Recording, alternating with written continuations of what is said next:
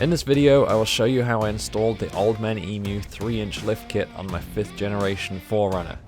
I've been extremely happy with this lift kit. I've put over 10,000 miles on it on some pretty rough terrain. I'll put links to each of the parts that I used in the description. My vehicle is a 2010 Trail Edition, but the suspension components are the same from 2010 through the current models. The only real difference you'll see is if you have KDSS. I've put a link to the Toyota repair manual in the description so you can follow it if necessary.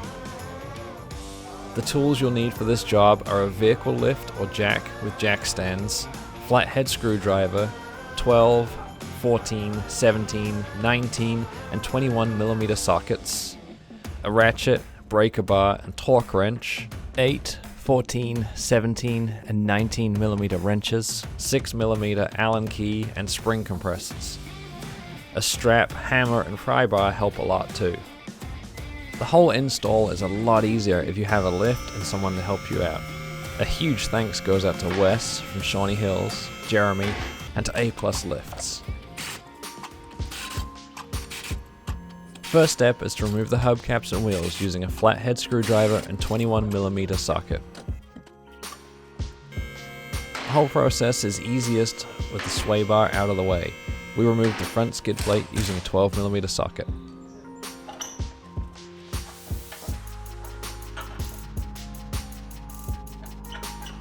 The upper sway bar link will need to be removed using a 17mm wrench and a 6mm Allen key.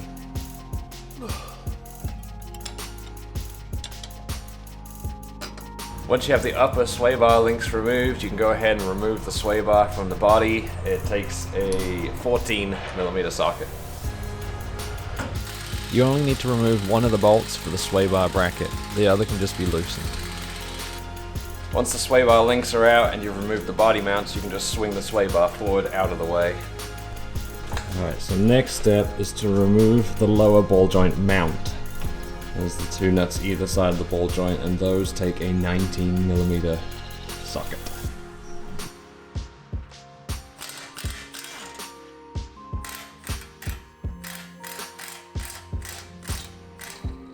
The upper strut mount has 3 nuts that can be removed with a 14mm wrench or ratchet.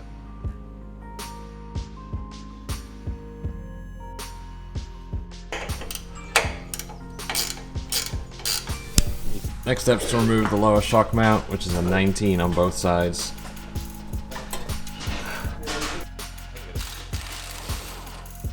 We used a pry bar to help work the bolt out from the strut mount.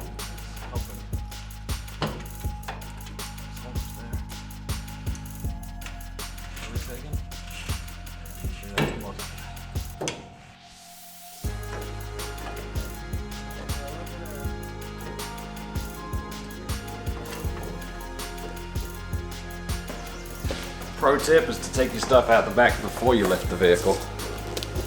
I strongly recommend buying new upper strut mounts. It'll save you having to disassemble the old struts and it'll give you new bushings. Your life will also be a lot easier if you get your struts pre-assembled. I did not, so I had to use spring compressors and assemble the strut in place in the vehicle. We compressed the spring as much as we could before putting it over the shock. The first step to this is to reattach the upper strut mount using the 14mm nuts at 47 foot-pounds.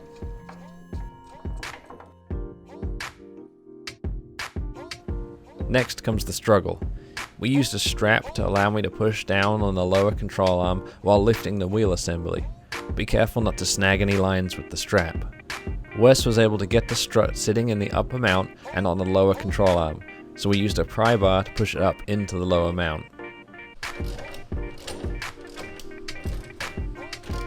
Once in place, we reattached the lower strut mount to 70 foot-pounds and the lower ball joint mount to 118 foot-pounds using the 19mm socket. So the top of the new strut, you'll need an 8mm wrench to hold the top of the strut and a 19 for the nut.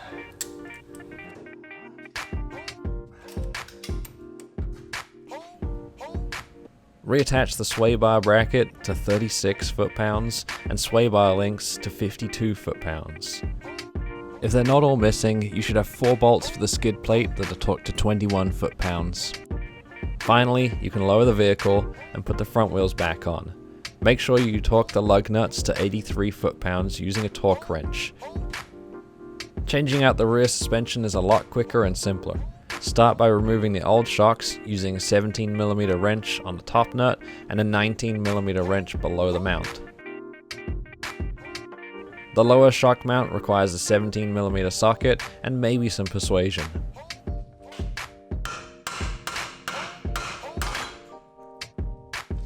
It is possible to remove the rear springs with just a pry bar, but spring compressors make it a little easier.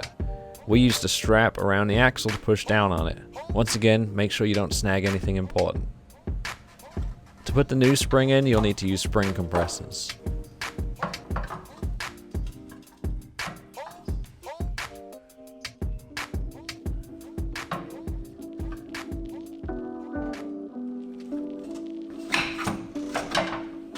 Bottom bushing is tapered to fit inside this tapered hole. We'll press it in with the vise. I'll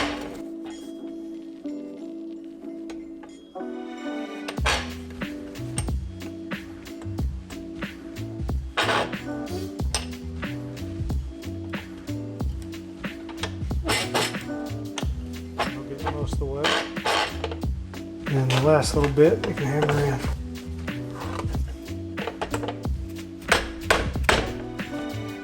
Install the new shock. This will need to be tightened to 72 foot-pounds once the top is secured. So the kit comes with 2 of these cup washers. Put one on the bottom, then one of the bushings. Then it has this washer with a little rim around it.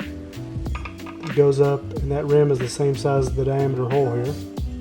And once we line up those holes, we'll put the flat washer, another bushing,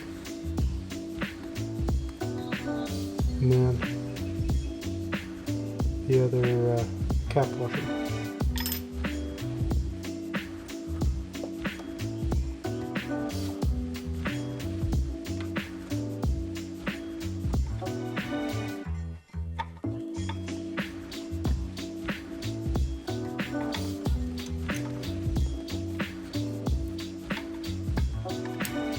The new shock nut requires a 19mm wrench and will need to be threaded beyond the nylock to 18 foot-pounds.